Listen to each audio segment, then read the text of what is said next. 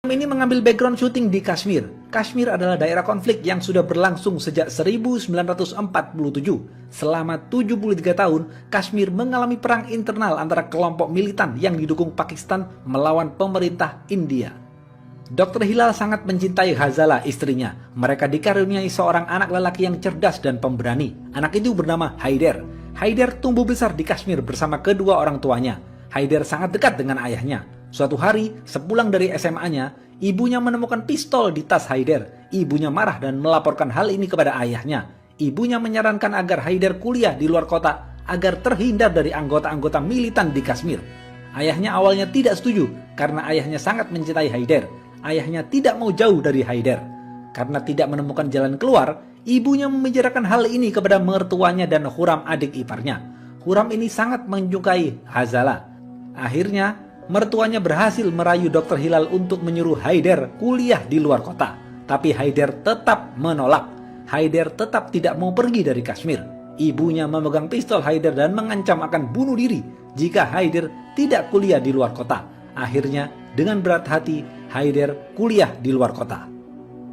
Suatu hari, ketua militan bernama Latif menderita sakit usus buntu. Dr. Hilal dipanggil untuk memeriksa Latif. Setelah diperiksa, Dr. Hilal mengatakan kepada saudaranya Latif, usus buntu Latif sangat parah. Latif harus segera dioperasi. Saudaranya tidak setuju karena jika Latif dibawa keluar rumah, Latif akan ditembak mati oleh tentara India. Dr. Hilal berani mengambil resiko dan mengatakan, kalau begitu biar aku operasi Latif di rumahku. Secara sembunyi-sembunyi, Latif dibawa ke rumah Dr. Hilal. Hazala khawatir dengan hal ini.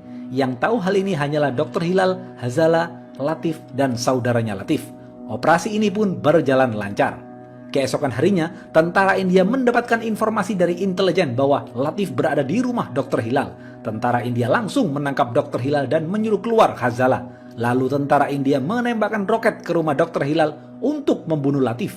Latif tewas dan rumah Dr. Hilal hancur tak tersisa.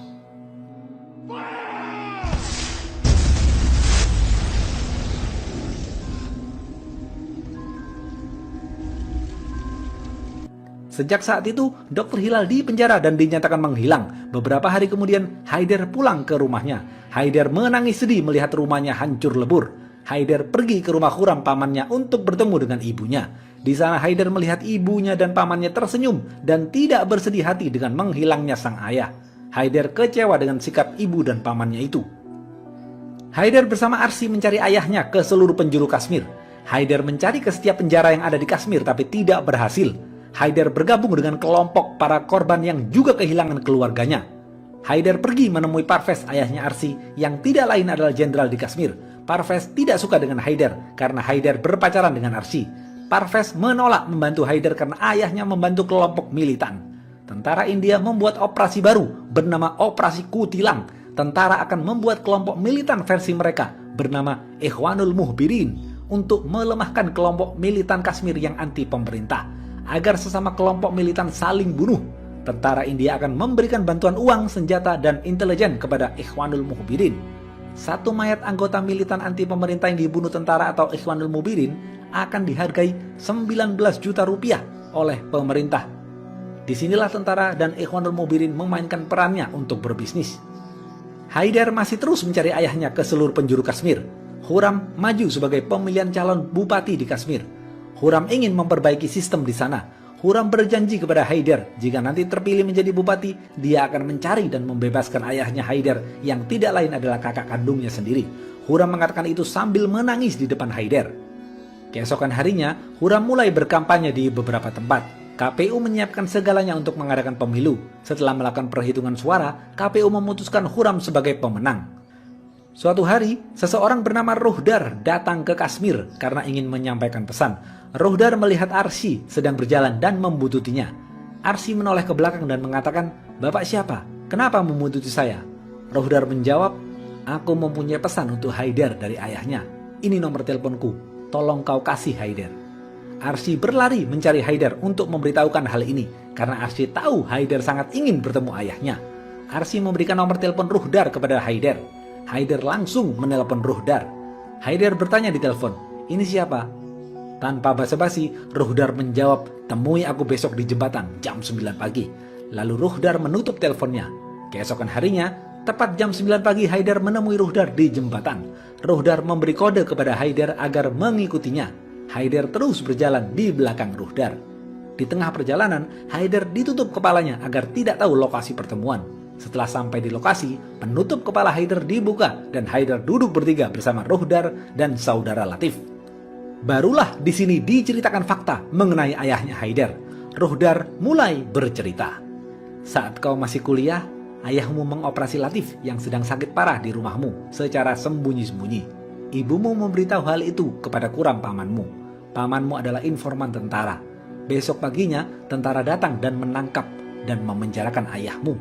Tentara menembak roket ke rumahmu sampai hancur lebur. Saat di penjara, ayahmu berada satu sel denganku. Aku dan ayahmu menjadi dekat dan bersahabat baik.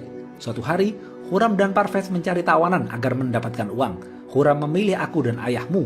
Kemudian aku dan ayahmu diserahkan kepada Ikhwanul Mukhbirin.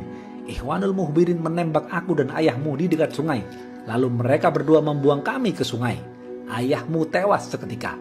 Beruntung ada nelayan yang membantuku dan menyelamatkanku hingga aku masih hidup sampai sekarang.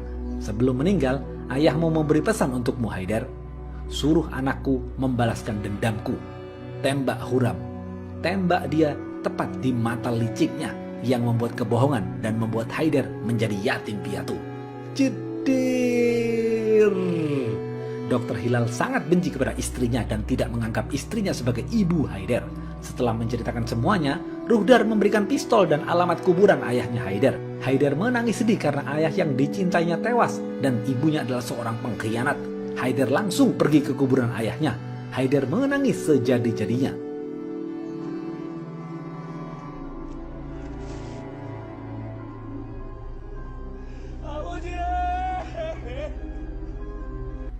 Haidar bertekad untuk balas dendam. Haidar merenung dan pergi ke sungai tempat ayahnya dibuang. Kemudian Haidar menceburkan dirinya ke sungai agar merasakan apa yang ayahnya rasakan sebelum meninggal. Besok pagi, Haidar potong rambut untuk mengubah penampilannya. Haidar menjadi periang, lebih sering tersenyum kepada semua orang.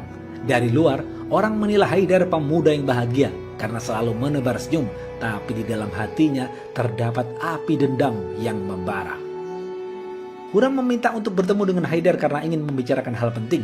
Pamannya mengatakan sambil menangis kepada Haidar, ayahmu tewas karena dibunuh oleh rekannya sendiri di penjara. Pembunuh ayahmu adalah Ruhdar. Dia adalah agen Pakistan. Haidar berpura-pura mendengarkan dan percaya. Haidar tahu Huram berbohong. Huram sangat pintar berakting.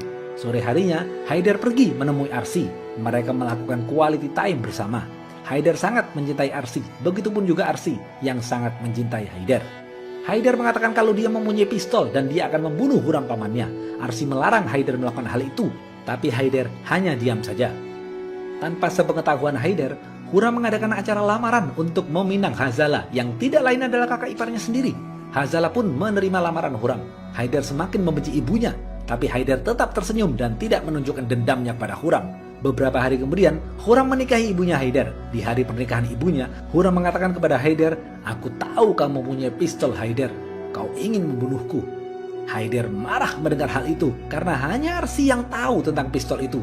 Artinya, Arsi memberitahu hal itu kepada Parvez dan Parvez memberitahu kepada Kuram. Seluruh tentara mengejar Haidar karena Haidar menjadi target operasi. Tapi akhirnya Haidar berhasil lolos. Secara diam-diam, Haidar mengambil pistolnya dan mencoba menembak Huram tepat di kepalanya. Tetapi Huram sedang berdoa di musola. Melihat hal itu, Haidar tidak jadi menembak. Haidar mengatakan kepada pamannya, "Aku tidak mau menembakmu saat kau berdoa, karena pendosa bisa masuk surga jika mati waktu berdoa. Aku tidak mau kau masuk surga. Aku akan membunuhmu saat kau melakukan dosa. Aku akan menembakmu tepat di mata licikmu yang membuat aku menjadi yatim piatu." Tiba-tiba, Parvez datang bersama anak buahnya. Mereka menangkap Haidar. Haidar dibawa ke dalam mobil bersama anak buah Parvez. Parvez menyuruh anak buahnya untuk menembak Haidar di hutan dan membuangnya ke sungai. Di tengah perjalanan, mobilnya oleng karena menabrak batu. Haidar berhasil melebut pistol anak buah Parvez. Anak buah Parvez berlari ketakutan. Haidar terus mengejarnya. Anak buah Parvez terjatuh. Haidar memegang pistol, tapi Haidar memilih memukulnya dengan batu hingga tewas.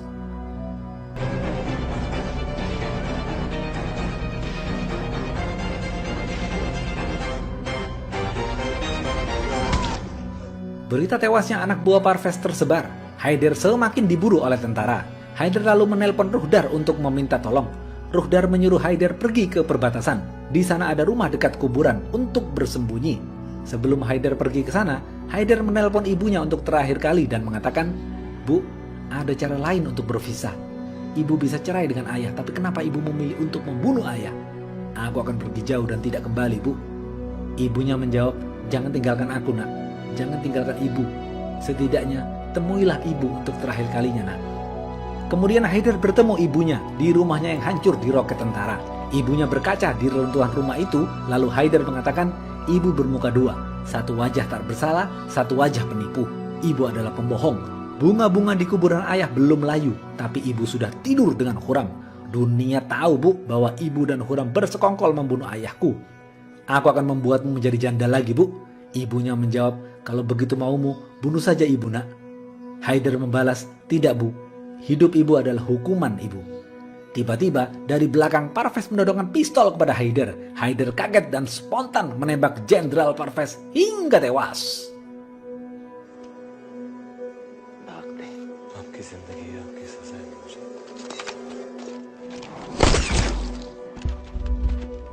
Haider membunuh seorang jenderal. Haider semakin diburu. Haider terus berlari dan bersembunyi di rumah dekat perbatasan. Di sana, Haider tinggal bersama 3 orang kakek. Abangnya Arsi menangis sedih melihat jenazah ayahnya. Abangnya Arsi marah dan ingin membunuh Haider. Arsi terus merenung. Di satu sisi, Arsi menyayangi ayahnya, tapi di sisi lain Arsi juga sangat mencintai Haider. Arsi galau dan hanya berdiam diri. Tanpa berpikir panjang, Arsi bunuh diri dengan menembakkan pistol ke kepalanya. Besok paginya, Arsi dikuburkan dekat perbatasan.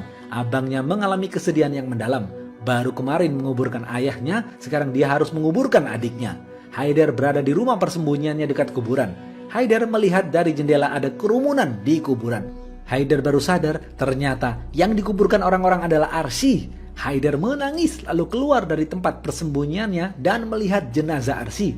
Haider mengambil paksa jenazah Arsi dan ingin membawanya. Abangnya marah dan memukul Haider. Abangnya Arsi dan Haider terlibat baku hantam. Tanpa basa-basi, Haider langsung memukul abangnya Arsi dengan cangkul hingga tewas.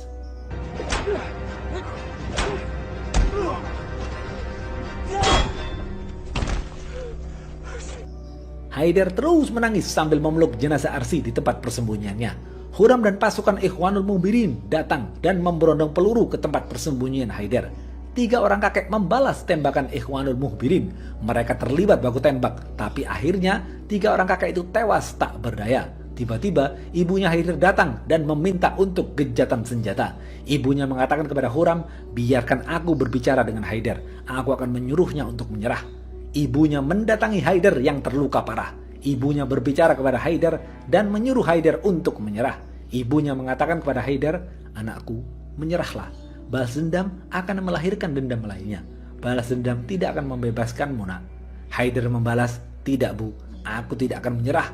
Ibu tidak usah drama. Apakah ibu akan mengancamku dengan bunuh diri seperti dulu?" Ibunya Haider hanya tersenyum dan mencium kening Haider. Ibunya keluar dari tempat persembunyian Haider lalu berjalan mendekati Huram dan pasukan Ikhwanul Muhbirin. Tapi tiba-tiba